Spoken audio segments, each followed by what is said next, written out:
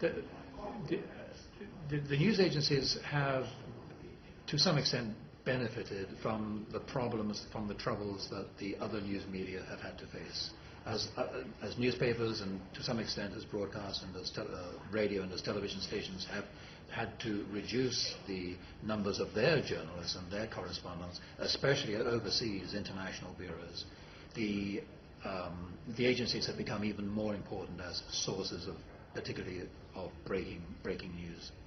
So the position of the agencies in some way is stronger today than it's ever been. Traditionally, and when I say traditionally, I do mean going back over 100 and 150 years, the news agencies were anonymous. So far as the readers of newspapers were concerned, so far as the listeners to radio stations, the viewers of television stations were concerned, news agencies didn't exist. People generally were not aware that a significant proportion of all of their news and information actually originated from news agencies. Increasingly today, because of the internet, the services of news agencies are being consumed direct by the end users, by the readers. And this, I think, is a fundamental shift in the traditional business model of the news agencies. Up until now, its policy has been one national news agency for each country, and they've not opened the doors to news agencies that are competing to be national news agencies.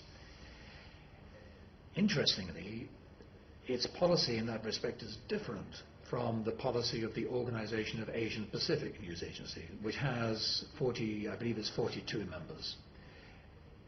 OANA opens its doors to any news agency that operates in practice as a national news agency. So, and of course, I'm sure that the European alliance